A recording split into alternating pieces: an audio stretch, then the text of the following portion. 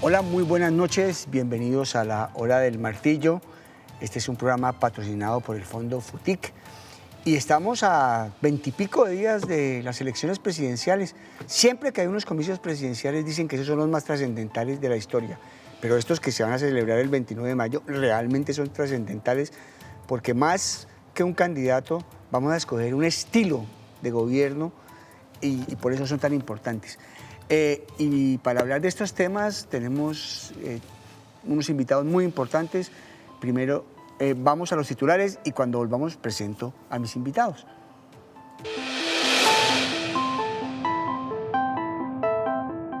Hoy en la Hora del Martillo, faltan 25 días para las elecciones presidenciales y Colombia está en pleno fervor de un debate electoral.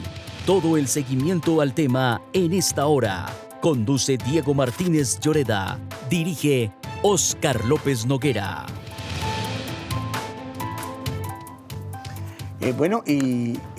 Tenemos hoy acompañándonos en el programa, de verdad, tres invitados muy especiales.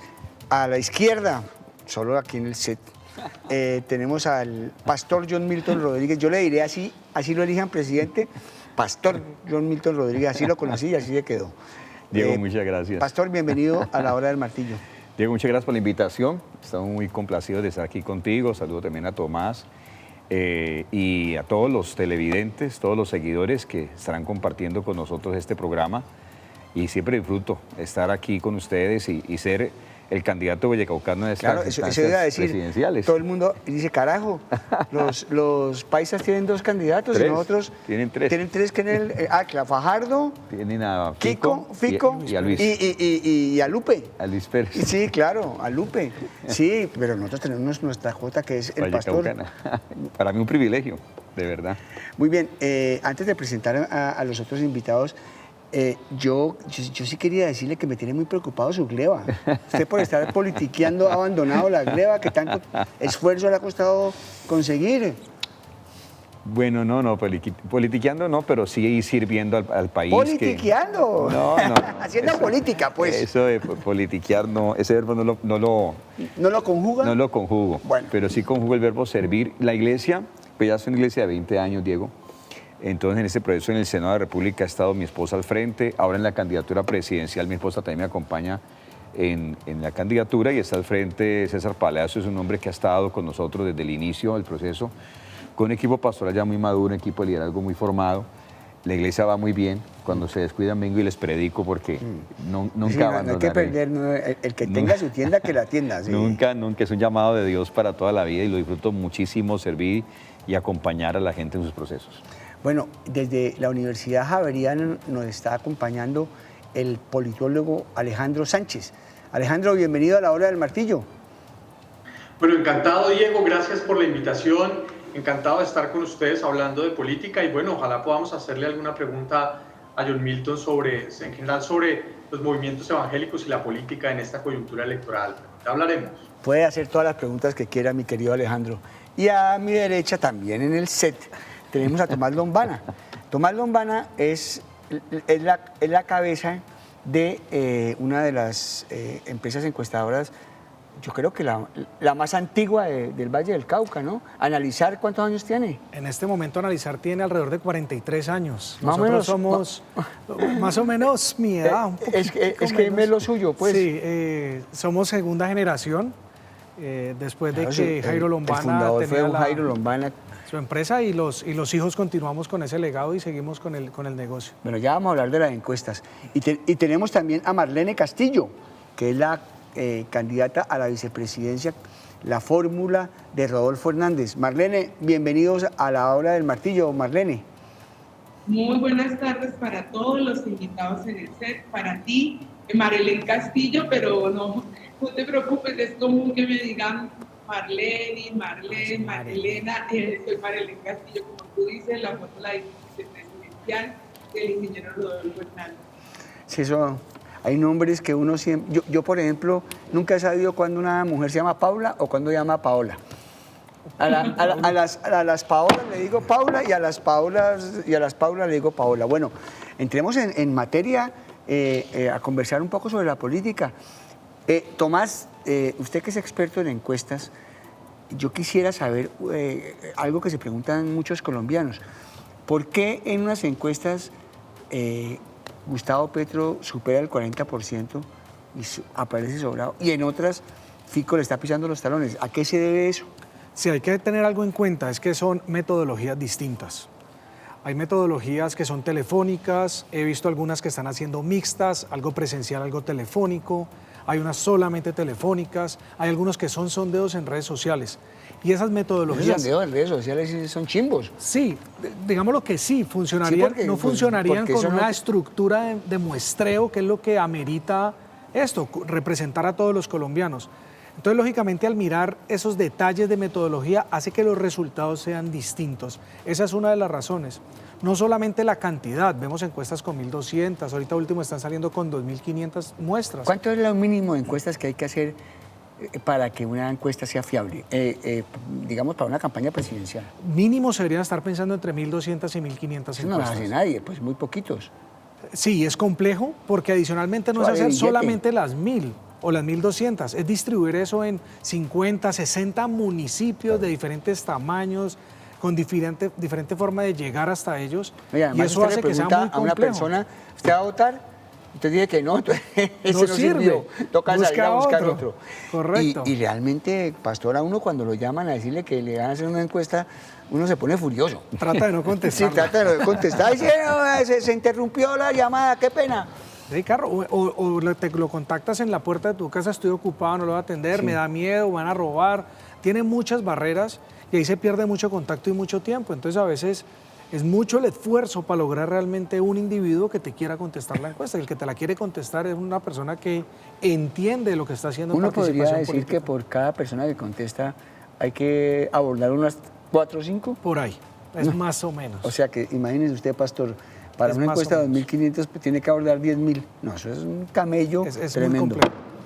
Entonces la diferencia en las encuestas se debe es a las metodologías. Principalmente son metodologías y son esas letras pequeñitas que a veces vemos en un noticiero o en un periódico que sale muy pequeñito, que además nos obliga el Consejo Nacional Electoral a decir cómo lo hicimos. Correcto, ahí está cómo se hizo. Entonces a veces hay gente que me pregunta... Eso no lo lee nadie, ¿no? La ficha técnica. Correcto, a mí me llaman a que la explique. Los créditos de las películas. Nadie lo lee. Claro. Cuando comienzan los créditos uno apaga la televisión y chao. Entonces... puedo comparar esta con esta y yo le termino diciendo, no, esta está telefónica, esta está presencial, son metodologías distintas. Todas son válidas, todas, pero hay que saber cómo leerlas y tener una discreción alrededor de eso.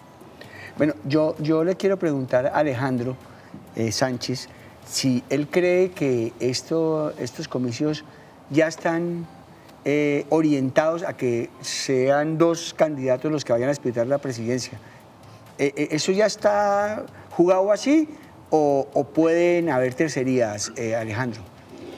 Bueno, desgraciadamente, digamos, las encuestas fueron un mal predictor de algunos resultados en las elecciones de 2019, digamos, algunos encuestadores de 2018, perdón, algunos encuestadores se pifiaron de manera dramática, por lo que, pues digamos, hay que tomar esos resultados con cautela y pues sobre todo si uno es una ONG compuesta por voluntarios de todos los partidos políticos, como en el caso que me ocupa, pues porque yo coordino la plataforma de la MOE en el Valle del Cauca. Así que pues sé que los voluntarios tienen esperanzas en distintas candidaturas. Yo no sabría pues cómo leer las encuestas, pues dados los antecedentes. Misma pregunta para Tomás y voy con el pastor. Yo ahí opinaría algo, es que realmente alrededor de las encuestas miden un momento y un momento preciso. Es la foto. Es la foto. Entonces, lógicamente, si después 7 días después eso cambia, esos 7 días en temas políticos, el senador sabe que hoy está aquí, ¿Por qué le dice 6 senador? ¿Por qué no le dice el candidato? El candidato y amigo también. Hay algo, es que las encuestas no alcanzan a medir esos movimientos y temas que suceden en un momento electoral. Y otro que no alcanza a medir es lo que pueden terminar haciendo las maquinarias. Las encuestas no miden maquinaria. Aunque en estas elecciones presidenciales las maquinarias funcionan menos. Funcionan menos, pero los dueños de la maquinaria están elegidos o quemados. Pero hay algo, por ejemplo, con el caso de la consulta donde estaba Maya, nadie lo ponía al que iba a ser tercero con esa cantidad de votos. Y usted va y mira dónde estaban sus votos, estaban concentrados en la zona donde él tiene influencia, que era Boyacá. Entonces, todas las firmas encuestadoras, ahí no le pegamos a ese. Gran sorpresa a él. Pues sí, claro, nadie sabía que tenía un caudal electoral ahí oculto que no lo podíamos ver las encuestas. Bueno, pastor, usted estaba en su iglesia muy sabroso, después le dio por irse para el Senado y ahora se le metió ser presidente de la República. ¿Por qué quiere ser usted presidente de Colombia? En mi corazón siempre ha habido amor por este país. Tengo un gran compromiso de ver verdaderos cambios en Colombia. Creo que no lo vamos a lograr con las mismas alianzas, con la misma casta política de siempre. Y creo que sería mucho peor yéndonos a la locura del socialismo radical. Creo que uno puede ser indiferente a esto. Los líderes de nuestro partido en la Convención Nacional pues definieron que fuera candidato presidencial. Lo siento con mucho compromiso. Siempre, toda mi vida he estado muy enfocado en lo que se me pone por delante, en los desafíos, en los retos. Siempre he escuchado la palabra, eso es imposible, eso es difícil, usted no está preparado, usted no sabe de eso. Toda mi vida, desde que salí de la pobreza extrema y me tocó superar mi vida, empezando por lavar y cuidar carros.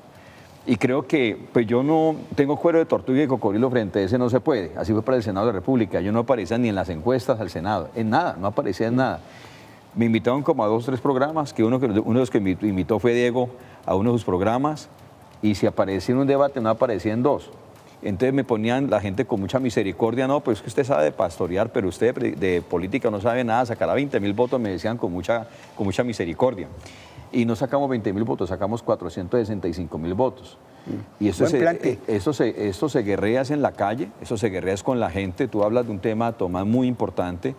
Yo no soy, digamos, con las encuestas no nos ha ido, no tenemos mucha amistad porque no es nada contra nadie. Uy. Sino que, por ejemplo, en nuestro partido ha pasado así. Por ejemplo, tenemos 17 alcaldes. Te voy a dar 2 ejemplos. El alcalde nuestro de Algeciras y el Tocancipá. Quedaban de últimos en las encuestas, siempre. Y ganaron las alcaldías. Entonces, por eso yo tengo esas experiencias cercanas. A nivel nacional, el caso mío, y a nivel municipal. Ahora hablamos de las encuestas, pero quiero también hacerle una pregunta a Marlene Castillo. Marlene, ¿no? Marlene, ¿por qué una vallecaucana de la academia dedicada a otros menesteres termina de candidata a la vicepresidencia de un santandereano? Bueno, mira, sí, de verdad es una pregunta que me hacen constantemente, porque llevo 32 años dedicada a la educación, primero en la básica secundaria y en la media, y hace 22 años dedicada a educación superior. ¿Y cómo termino? Realmente termino por una recomendación, por méritos. El ingeniero Rodolfo Hernández hace una convocatoria con sus seguidores y les pide, ustedes saben que él me ofreció a otras personas la vicepresidencia que lo acompañaran, unas dijeron que sí, se les presentaron algunas dificultades, otros dijeron que no. Entonces él optó por pedirle a sus seguidores que me presentaran una hoja de vida. Alguien que me conoce me pidió mi hoja de vida, me contó para qué era. Mi primera impresión fue, no, muchas gracias, no soy política, nunca he estado en estas líneas, pero qué interesante conocer al ingeniero. Igual, pues, digo, pero presentamos la hoja de vida. Yo les dije, cuando uno presenta la hoja de vida, pero uno dice, bueno, participar. Y si yo dije, si hay la oportunidad, porque me gustaba la gestión que él hizo, me gusta la gestión que él hizo en Bucaramanga como alcalde, yo dije, es interesante participar en la propuesta de educación. Realmente mandamos mi hoja de vida, los expertos asesores de él la revisaron, me dijeron que era lo que buscaban, que fuera diferente, querían una mujer, que realmente cuando yo dije que no era política, eso era lo que más les llamaba la atención, que no fuera política, que fuera del Pacífico, y pues mi hoja de vida de educadora. Es una decisión... Me toca, Marlene, interrumpirla un segundito, me da pena, pero tenemos unos compromisos comerciales ineludibles y ahora regresamos con usted después de estos mensajes.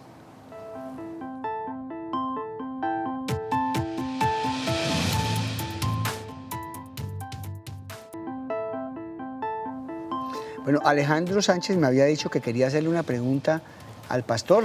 Proceda, Alejandro. No, pues gracias. Digamos, uno reconoce en Colombia Justa Libres un ejercicio electoral muy exitoso en los últimos años. Quizás junto con el MIRA, los dos más exitosos del ejercicio electoral basado en iglesias evangélicas. Ustedes hacen una alianza muy importante para las elecciones legislativas. ¿Cómo evalúan ustedes el resultado de esa alianza? Yo creo que es muy interesante ver cómo les fue, digamos, a las organizaciones juntas, especialmente teniendo en cuenta que ahora el MIRA decidió tomar otro camino, ¿no? Por ejemplo, el aliado de las legislativas. Bueno, se hizo una alianza, una coalición, Colombia Justa Libres y el MIRA, en aras de garantizar primeramente la existencia de los partidos. Veíamos muy complicado el tema del Congreso porque frente al tema de las consultas presidenciales, pues no había mucho espacio para el desarrollo de nuevos liderazgos, que es la característica de nuestros partidos. No había espacio electoral, no había espacio en las comunidades. La gente está escuchando pura consulta presidencial y percibimos un gran riesgo para nosotros como partidos en desarrollo. Creo que acertamos en esa lectura, logramos preservar obviamente las personalidades jurídicas de ambos partidos y creo que definitivamente el ejercicio de las consultas presidenciales en marzo de verdad es una agresión muy fuerte frente al tema del Congreso de la República. Aparecen nuevos líderes, pero no se visibilizan porque el protagonismo se lo chupa completamente a las consultas presidenciales. Creo que eso hay que revisarlo. Nosotros tuvimos esa lectura, otros no tuvieron esa lectura, por ejemplo, como el nuevo liberalismo. Se atrevieron a hacerlo solos y ustedes saben, se quemó también otras fuerzas políticas de líderes importantes que no salieron y en este caso, gracias a Dios, pues tuvimos una lectura correcta y logramos superar esa estancia que era muy complejo en el mes de marzo. Bueno, yo le quiero preguntar a nuestra candidata a la vicepresidencia, a Marlene Castillo. Hay mucha gente, Marlene, que dice que eso de la vicepresidencia es un embeleco, que eso es un costo para el Estado, que el vicepresidente no hace nada, que es mejor volver, dicen estas personas, a la figura del designado, que lo elegía el Congreso y sencillamente si el presidente pues, tenía una ausencia temporal o definitiva, pues entraba al designado. ¿Usted qué piensa de los que piensan así?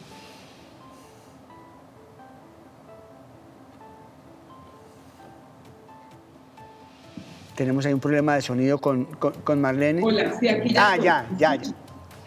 Te contestaba que como hoy está definido, es una figura constitucional. Sé que está este ejercicio de promover el cambio, pero considero que la figura es muy importante porque debe de ser el coequipero del presidente. Y su función no es solamente que en caso de ausencia haga o asuma estas funciones, no. El vicepresidente tiene otras funciones como todo lo que tiene que ver con el derecho internacional humanitario, el trabajo por las mujeres y la equidad, ayudar a superar esos problemas sociales e institucionales que tiene el país. O sea, el vicepresidente es el coequipero del presidente que hace todo un trabajo de gestión y lo acompaña. Tiene que verse una figura que se construye conjuntamente y se vuelve una complementariedad. Entonces, si se le da el nivel que debe tener frente a los compromisos, se asignan como deben ser las responsabilidades y se manejan los indicadores de gestión claros, el vicepresidente cumple una función muy importante para llevar a cabo la tarea y la propuesta de trabajo que tiene. En este caso, nuestro ingeniero Rodolfo Hernández para la presidencia, ese programa de gobierno que se convertirá en un plan nacional de desarrollo, su inversión y toda su ejecución. Entonces es un trabajo en equipo. Muchas gracias, Marlene. Quiero hacer la misma pregunta a mis invitados, comenzando por Tomás. A mí me da la impresión que la vicepresidenta, que los vicepresidentes son como las primeras damas ahora. Hacen la labor de los niños, la cosa social y no sé qué, pero eso le cuesta un culco de plata al país. Y usted revisa a Tomás y John Milton y los demás invitados, y todos los vicepresidentes terminan peleados con los presidentes. Me dicen que Iván Duque y Marta Lucía Ramírez no se hablan. Y así ha pasado con muchos de las fórmulas. ¿Usted cree que esa figura vale la pena mantenerla? Pues mira, yo creo que sí, porque además que lo estamos viendo ahorita en este momento electoral, estamos hablando ahorita, el que es candidato presidente en cabeza de una zona y tiene su cercanía con de otra zona del país, pues está mostrando que tiene un cubrimiento, digámoslo, regional, y es más, lo estamos viendo. Mandan al vicepresidente a que cubra en una parte. Para la elección le sirve mucho, lo que no sirve para gobernar. Ah, correcto. Yo creería que allá termina siendo más de pronto es la visibilidad que termina teniendo el vicepresidente. Si no estoy mal, Marta Lucía está cumpliendo 2 papeles, como canciller y como vicepresidente, y la vemos más como canciller que realmente de pronto como papeles de vicepresidente. Ahora bien, de pronto es pensar en que termine siendo una figura de ese estilo, para que su función se vea más en el beneficio de todos los colombianos. Pasa una cosa en Colombia, Pastor y Alejandro, curiosa, que es que en Estados Unidos el presidente siempre prepara a su vicepresidente para que le suceda. Aquí no, aquí terminan peleadísimos y si se lo puede tirar, se lo tira. ¿Usted cree que vale la pena mantener esa figura que termina siéndole sombra al presidente? En mi caso sí es muy útil, supremamente, porque el tema de Sandra es un tema regional importantísimo. Lo que yo sí creo es que el 80% de las altas consejerías de la presidencia no sirven para nada. Y esas las vamos a eliminar. ¿Como las de las alcaldías? Nada, eso no sirve para nada. Y lo otro que me parece también que es un costo de la politiquería y es cargos dentro del gabinete, incluso en los ministerios, incluso en las agencias que se inventó Santos, que es una sinvergüencería. Mínimo el 30% de ese costo lo vamos a eliminar. ¿Pero usted mantendría la vicepresidencia? Claro, porque es una coequipera súper clave. Para mí sería súper clave, porque aquí hay 3 agendas de país. Los problemas mal envejecidos que hay que atenderlos, la agenda del día a día y la proyección del país. Lo tengo muy claro. Para mí el tema del jefe de gabinete es supremamente importante para atender lo que viene del pasado. Para mí los ministerios del presente, que tienen que atender el día a día, el Ministerio del Interior, el Ministerio de Hacienda y la proyección del futuro, que es el Ministerio de Agricultura, la Cancillería y lo que es el Ministerio de Comercio, son fundamentales para el futuro. Pero entonces, claro que cada uno de ellos jefe tiene de un rol gabinete importante. puede terminar. Bueno, dejémoslo así. Alejandro, ¿usted qué opina de la figura del vicepresidente? Bueno, habría que evitar, habría que recordar los errores del pasado. Antes existía la figura del designado y era una figura un poco nefasta. El presidente básicamente designaba a quien quisiera y por ahí pasaba un montón de gente que luego terminaba con pensión presidencial, ¿no? No, Entonces, si le dan la palomita, si le dan la palomita. Sí, le dan la palomita. Pero fíjese, ahora, perdón. De alguna manera se garantiza, digamos, cumplir cuando se presente un vacío de presidente. Hay otra persona que también fue electa, ¿no? Y nos evitamos el lío del designado, tal vez. Pero venga, le recuerdo, mi querido Alejandro, que al que le dieron una palomita fue a Carlos Lemos Simos y era vicepresidente. Samper se hizo el enfermo, se hizo el no sé qué, se perdió 2 semanas y puso a Carlos Lemos y Carlos Lemos... Tocaba decirle expresidente, ¿usted quería decir algo? Sí, claro. En este momento el país como está de complicado, un país que no está dividido sino fraccionado, un país que no ha resuelto problemas estructurales de fondo. En mi caso, tengo muy claro que la fórmula de vicepresidencia es clave para poder atender esa agenda de esa problemática y poder poner al día ese país que está atrasado y abandonado. Por eso las regiones como La Guajira, como el Chocó, como la parte de los llanos orientales, es prioritario tener alguien como Sandra, por ejemplo, en el caso nuestro, Sandra de las Lajas, al frente de esos temas para ponerlos al día en la agenda nacional. Yo sí creo que en ese momento el país sí necesita esa fórmula vicepresidencial. Es muy importante para la situación que está viendo el país. El pastor se me iba sintiendo porque yo le dije que andaba politiqueando. Yo no estoy diciendo que está haciendo politiquería. Politiqueando es del verbo hacer política. No se me moleste, pastor.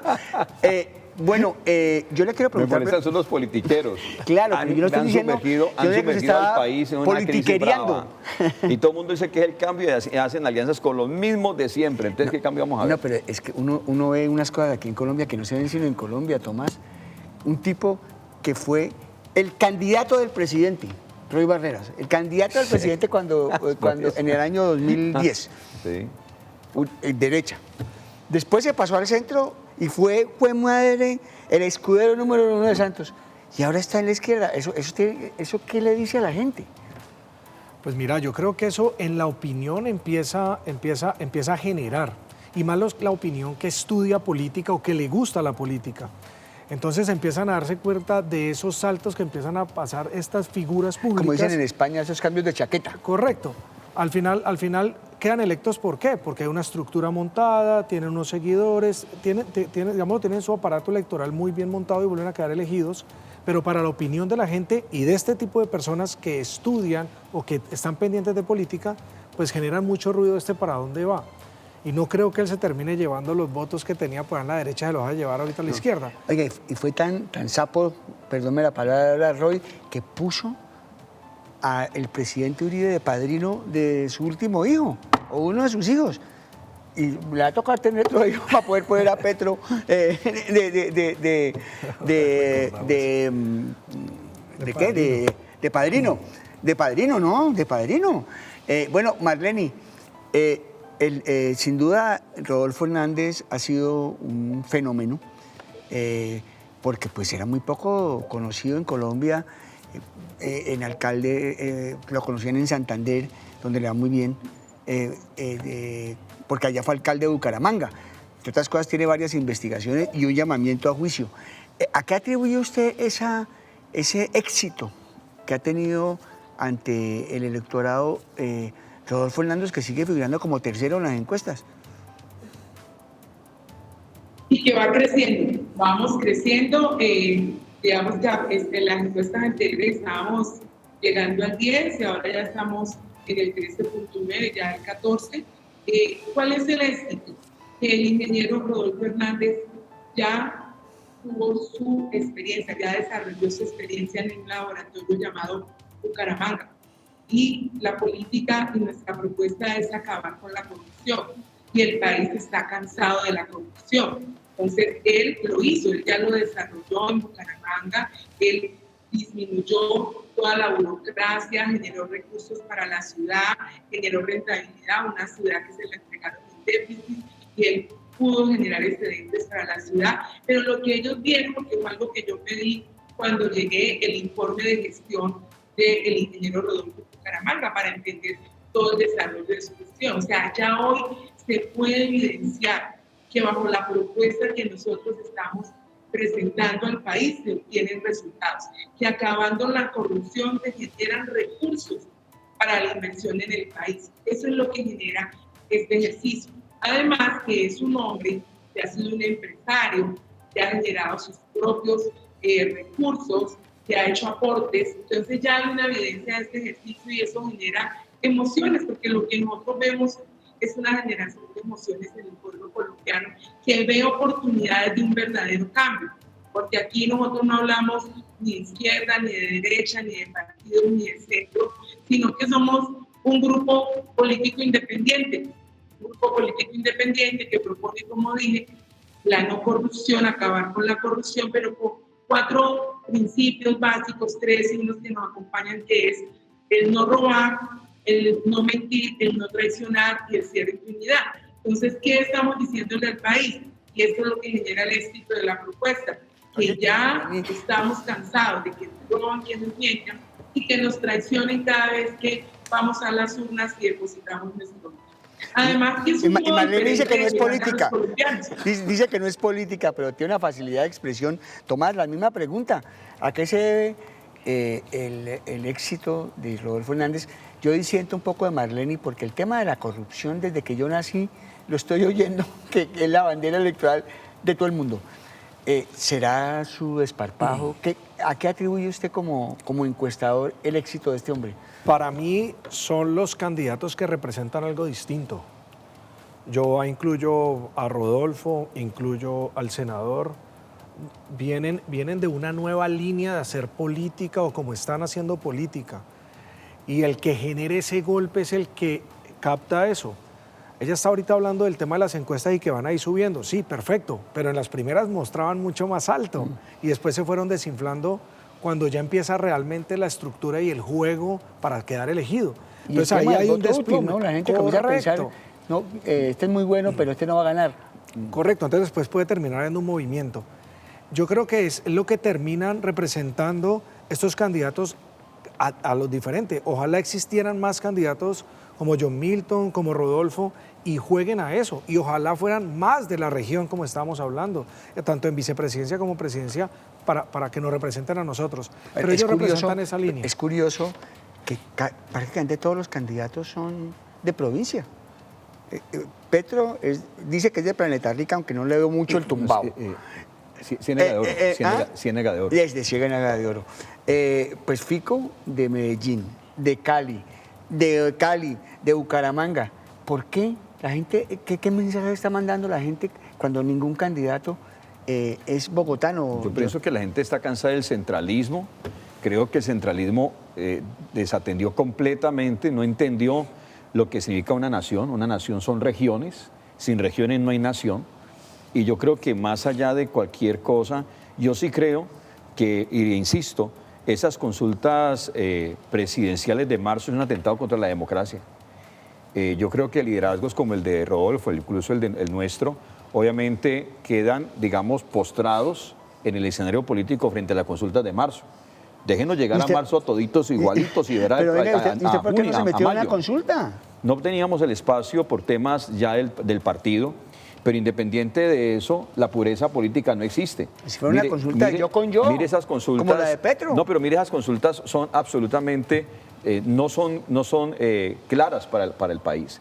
Porque en una coalición de estas cabe de todo. Entonces, cabe el que está de acuerdo con una cosa, con el cabe la otra. Entonces, el electorado de esa coalición no sabe realmente qué ideología representa. Un cuestionamiento que yo le hago a la política colombiana, que ahí sí es politiquear, yo creo que está haciendo lo correcto en eso.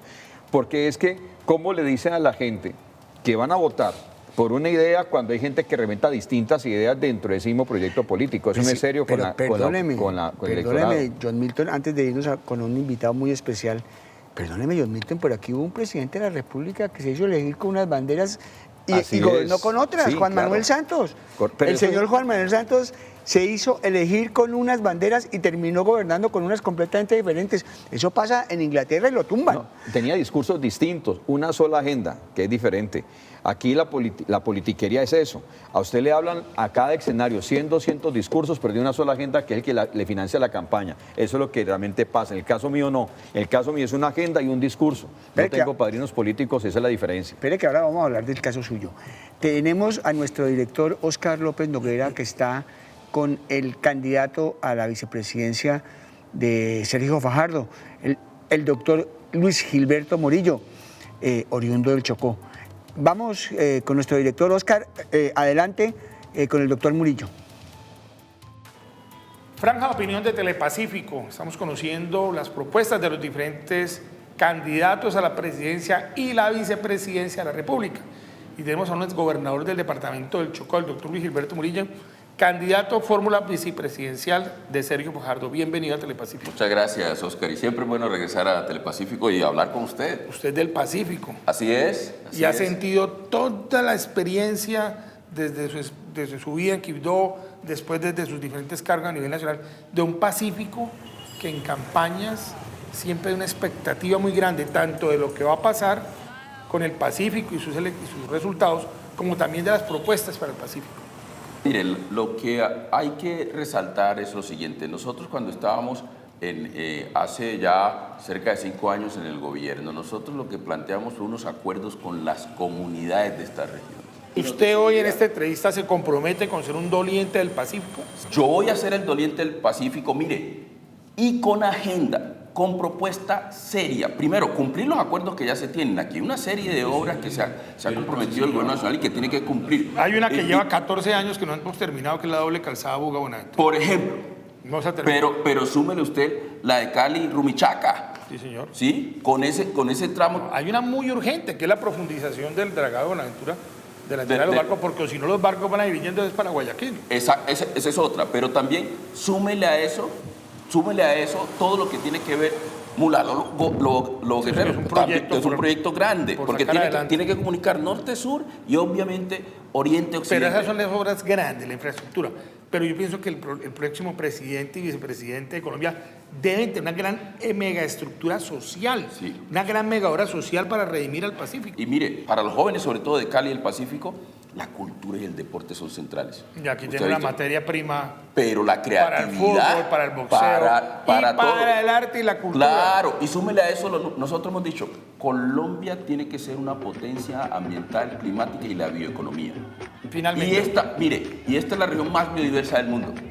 Cali y todo este sector de los farallones de Cali es uno de los sitios ahora más importantes. Ya está en la agenda global para avistamiento de aves, que se puede aprovechar. O sea, hay una nueva cadena de negocios y nuevas cadenas de valores que se pueden precisamente implementar en el Pacífico, pero el gobierno nacional no escucha esto y no queremos ni continuidad ni tampoco salto al vacío. Nosotros estamos proponiendo un cambio responsable, pero que tenga en cuenta esta región. Y nosotros conocemos esta región y vamos a garantizar, miren, en el caso de la región del Pacífico, una estructura especial en Presidencia de la República que garantice que se implementan los proyectos de la región. Y ya hay una agenda de la región que la RAP Pacífico ha planteado, hay que implementarla. Finalmente, a los televidentes, ¿por qué votar por usted y Sergio Fajardo? Porque es la mejor propuesta, porque nosotros vamos a transformar al país, porque es una propuesta que ofrece un cambio responsable, generándole oportunidades a la gente a través de la educación, del trabajo, luchando contra el hambre y luchando contra la corrupción. Vamos a hacer un gobierno transparente, un gobierno de la gente, donde el poder realmente esté en las regiones. En regiones como esta que le han dado tanto al país. El doctor Luis Gilberto Murillo, chocuano, candidato a la vicepresidencia, aquí en la franja de opinión de Telepacífico. Muchas gracias a nuestro director por esta entrevista con Luis Gilberto Murillo. Y regreso con Alejandro Sánchez. Alejandro, uno se pone a revisar la nómina de vicepresidentes y hay 3 o 4 del Pacífico. Sandra de las Lajas, qué lindo nombre, parece un nombre como de García Márquez. Vicepresidente. Está Francia Márquez, está Luis Gilberto Murillo, y la que acabamos de escuchar ahora, que es caleña, pero también afro. ¿Qué hay detrás de estos? ¿Será que es un contentillo que le quieren dar a los afros o realmente es una respuesta al paro nacional? ¿O qué hay detrás de este boom de vicepresidentes de afros del Pacífico, Alejandro? Bueno, es una gran pregunta. Yo creo que pasa por la importancia estratégica que sin duda tiene esta zona para el futuro del país. Por otro lado, sin duda puede estar asociado, digamos, al hecho de que fue una de las regiones más activas en el proceso de movilización y de conflicto del año pasado, pero agregaría que es una de las zonas que votó menos en elecciones presidenciales anteriores, es decir, donde un porcentaje menor de personas salieron a votar en las elecciones presidenciales de 2018. Y eso me parece, cuando uno mira los mapas de calor, se da cuenta que el calor está en el centro, es decir, el centro votó mucho, toda esta franja pacífica parece bastante clara. Creo que eso también puede tener que ver con los cálculos que hicieron quienes tomaron esa decisión, ¿no? Tomás, ¿están dando contentillo al Pacífico? No, yo creo que yo lo veo de varias posturas. Uno es, yo creo que el tema del estallido social despertó todavía que nos vieran más, desde presidencia de los candidatos, desde las personas que nos dirigen. Ahí nos acaban, pero no nos vieron más, por lo que fuera. Estoy de acuerdo con lo que están diciendo. Somos una zona muy importante para el país, el puerto, Buenaventura, toda esta zona del Chocó, todo lo que producimos, el tema limítrofe que tenemos con los otros países. Entonces, lógicamente, nos volvemos estratégicos importantes. Y vuelve y juega lo mismo. No tenemos unos candidatos del centro del país, de esta fuerza. No los hay. Estamos Entonces, cansados. lógicamente, estamos con estos candidatos presidenciales y buscan sus fórmulas también en las cuales ayuden a empujar las regiones en las cuales tienen interés de empujar. Ahorita lo estaba contando el senador. Entonces, termina siendo así y el discurso es el mismo si tú los escuchas a los otros. Y hay otra postura que yo le doy. Uno de los contrincantes de Aventel es Gustavo Petro y una de las zonas donde él es muy fuerte es el suroccidente del país. Entonces también ganarle o ponerle un sobrepeso a lo que marcaría él en esta zona como él solo, creo que también es una parte de la estrategia de las otras campañas. Él juega nuevamente con una de estas zonas. Entonces vuelve y digamos lo que pone su marca. Dicen que eran los mismos votos, pero bueno, la misma pregunta para usted, pero cuando volvamos me la contesta, pero le voy a hacer un girito a la pregunta. ¿Usted le quiere dar contentillo aquí a Cali teniendo una candidata de la región? Vámonos a unos comerciales. Colombia, un país cercado por la violencia social. Este 2022 se han registrado 36 masacres con 133 víctimas. El año 2021 hubo 96 masacres con 338 víctimas. Especial a fondo en Telepacífico. Martes 10 de mayo, 9:15 de la noche.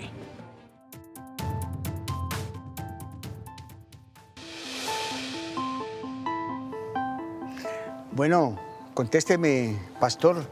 ¿Usted es de los que escogió su fórmula vicepresidencial con cálculos electorales? En el caso mío no es tema de marketing político, en el caso mío son 15 años de trabajo con Sandra en proyectos sociales, culturales, y en el caso nuestro estamos viendo una problemática real en el Pacífico. Pacífico es la región con el mayor nivel de pobreza multidimensional en Colombia, más del 30% del indicador, es muy grave.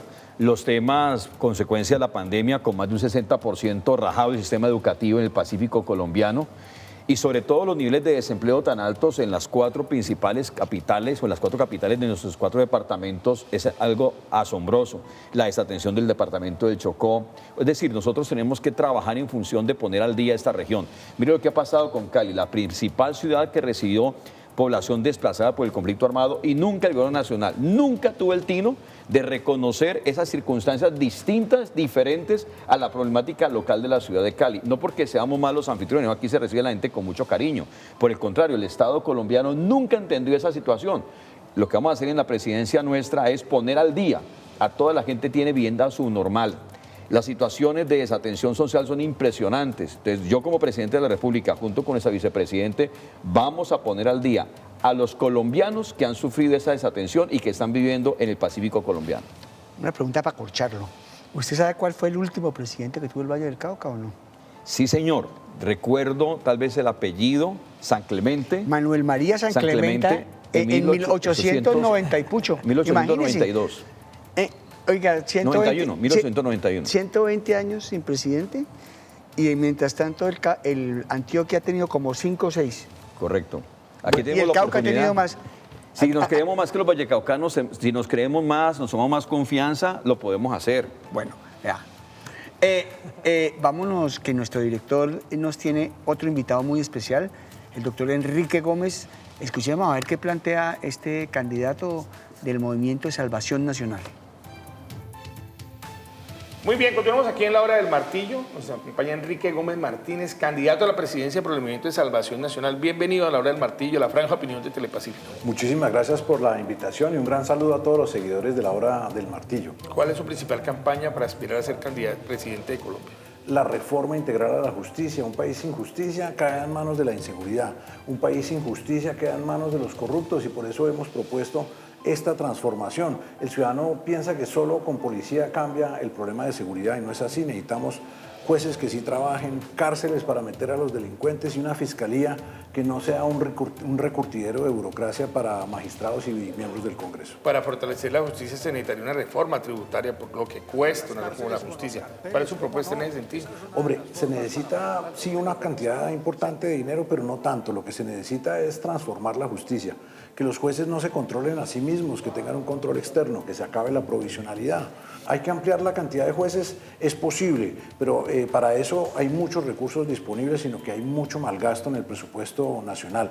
Nosotros hemos hablado de reforma tributaria por 2 razones. Uno, hay que volver consciente a todos los ciudadanos y partícipes de lo colectivo. Candidato Enrique Gómez, su propuesta para el Pacífico. Mire, la situación del suroccidente colombiano en general, y obviamente del Pacífico, en mi opinión, es desastrosa.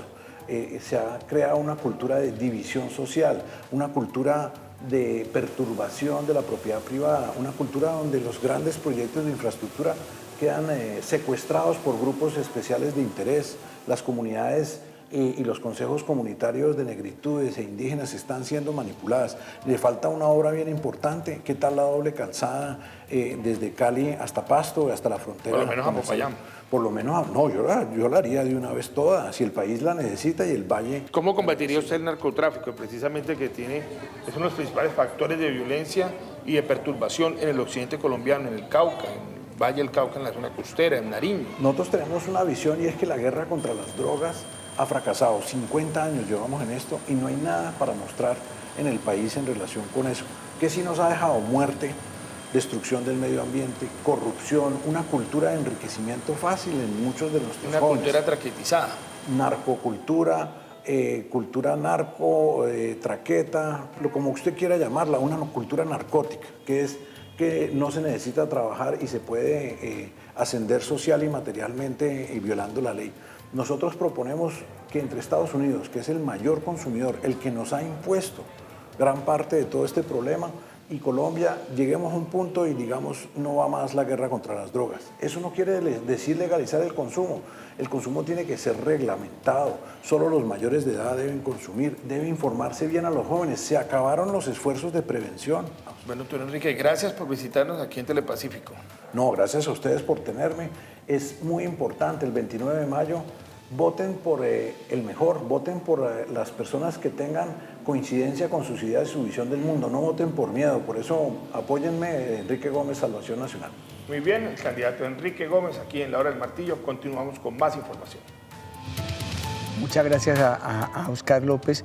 Ahora tengo una pregunta aquí al pastor, pero quiero preguntarle una cosa que tengo ahí enredada, Alejandro. Alejandro, ¿a qué atribuye usted el desinfle de Sergio Fajardo? Bueno, es difícil, hubo una multiplicación de candidatos, nuestro sistema se parece cada vez más, digamos, más al peruano, al argentino, digamos, sistemas de partidos muy inestables, volátiles, donde en realidad los partidos son caparazones muy frágiles y donde en realidad, pues, digamos, el control lo tienen organizaciones muy independientes en el nivel local. Y en ese sistema es muy difícil mandar mensajes a la ciudadanía y poder construir, digamos, opciones basadas en programas. La otra cosa que es más difícil es hacer rendición de cuentas.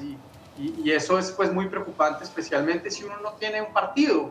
En estos candidatos que no tienen partido, la pregunta es, bueno, y si lo hacen mal, ¿a quién le cobra uno? ¿A quién le pasa uno la factura, no? Y eso es difícil, digamos, y es difícil para los ciudadanos ubicarse en un sistema de partidos donde no hay partidos. Tomás, ¿usted cree que a Fajardo le está pasando la factura la gente por su tibieza, porque es muy poco dado a sentar posiciones? Yo creo que sí se la cobra, pero yo creo que esto es un sinnúmero de sumas de eventos que están pasando desde la consulta. El tema con Ingrid, la ruptura entre ellos, y entre ellos mismos se fueron haciendo harakiri entre ellos. Y lo peor de todo es que el único que no peleó fue Fajardo, que no pelea con nadie. Creo que con la mujer sí peleó porque ahora tiene otra. pero políticamente no pelea. Pero eso al final termina reflejándolo y le termina pasando porque él también está recogiendo después lo de todo, lo que estamos hablando ahorita, quiénes representan a todos, y al final él de pronto no está recogiendo lo de los otros que eran de su grupo en el cual estaba haciendo la consulta. Y después cuando empieza el tema del voto útil es, ¿Fajardo va a despegar o no va a despegar? Entonces de pronto al no ver que no despega empieza a migrar esos votos, los cuales vemos en las encuestas que él empieza a bajar. Entonces esa caída es para dónde cogieron esos votos. Fajardo aspiraba a hacer una coalición con Rodolfo Hernández, resulta que el Rodolfo, el gregario, superó al maestro. ¿Usted quería opinar también? Sí, claro, es que esas cuentas y esos cálculos políticos es lo que no deja enfocarse en las soluciones para los verdaderos problemas del país. Nosotros en el Valle del Cauca nunca, jamás nos han solucionado el tema de Buenaventura. Seguimos en unos problemas inmensos con el puerto, con el dragado, y ahí donde yo tengo unos compromisos con mi departamento muy serios. En los primeros 100 días queda asignada la licitación de la profundización del dragado, eso no tiene por qué demorarse más. Los temas de cumplir a la ciudadanía no son un juego. Buenaventura no puede ser, por ejemplo, un puerto con ciudad, tiene que ser una ciudad con puerto. Y esos son los temas que tenemos que poner en el debate político. Pero ¿qué es lo que pasa? Se lleva todo el protagonismo. Me está haciendo conejo porque íbamos a hablar de Fajardo y me expuso. Lo que pasa es que no, tiene que ver, ya se lo voy a explicar por qué. Porque esos cálculos políticos que me sumo con este, que me enredo con ese, tú lo dijiste ahora, Tomás, y yo creo que le quita la fuerza al enfoque de Soluciones de Colombia por hacer esos cálculos. Me meto con esto, sumo acá, hacemos un cónclave. Entonces el protagonismo es el cónclave de los políticos. Los protagonismos no son las soluciones para el país. Yo a eso no le he jugado y no le voy a jugar, porque precisamente por eso la gente termina ya no creyendo en ningún candidato. Eso le pasó a Fajardo. Se enredó en esos cónclaves, en pedirle permiso al uno, permiso al otro. Le hubiera ido mucho mejor yéndose a la primera vuelta directamente. Él tenía un capital político absolutamente claro desde la vez pasada. Lo expuso innecesariamente en esa consulta de esos candidatos que no tenían capital político. Y el que tenía capital político lo expuso allí. Me parece, y reitero, esas consultas del mes de marzo son un atentado contra la democracia y contra el liderazgo nuevo de este país. Yo quisiera oír la opinión de Alejandro sobre esta afirmación que hizo desde el principio el pastor John Milton. ¿Usted cree que las consultas se deben hacer en un momento diferente a las elecciones legislativas? No hacerlas. Para suprimir eso. Pues, a ver, las consultas son un mecanismo para escoger candidatos, especialmente si no existen organizaciones con la capacidad de poner de acuerdo, digamos, a un grupo de personas. Ahora, pero en el país se usan es más como herramientas para algunas cosas, digamos, a veces para lanzar campañas publicitarias anticipadas, para recoger, un poco como se usan las campañas de recoger firmas. En el caso de las firmas, funcionan es básicamente para evadir topes de financiación y para no rendir muchas cuentas, digamos, sobre lo que se está haciendo en materia de campaña. Digamos, en esa medida, yo creo que es interesante evaluar su funcionalidad, evaluar un poco para qué se están usando realmente esta suerte de consultas y si simplemente se volvieron, como lo sugiere el senador John Milton, como una forma de empezar a hacer campaña y de bloquear, de empezar a hacer campaña, de ocupar, digamos, el grueso de la escena en un momento en el que otras elecciones se diluyen. Me parece muy interesante lo que plantea John Milton. Bueno, pues... Diego, ¿tú conociste algún candidato del Congreso de la República, además de todos los conocidos? Poquitos. Poquitos, porque se le llevó todo el protagonismo a las consultas presidenciales. Las consultas tenían que acabarlas, para eso tenemos primera y segunda pero vuelta. podemos hacer, pues la pueden hacer en otro momento. Bueno, se me acabó el tiempo, ¿cómo le parece? Yo tenía como 17 preguntas más. Muchas gracias, Alejandro, desde la Universidad Javeriana. Yo quiero, con la venida del director, hacer hincapié en que aquí invitamos a representantes de todas las campañas, pero los representantes de las campañas del doctor Fico y del doctor Petro, como dicen en Bogotá, mijo, por compromisos adquiridos con anterioridad, no nos pudieron acompañar. Eso es lo que pasa con las Muchas gracias a todos ustedes, al pastor, a Tomás, a Alejandro, a Marlene. Y les recuerdo que este fue un programa financiado por el FUTIC. Dentro de 8 días tendremos un tema totalmente diferente.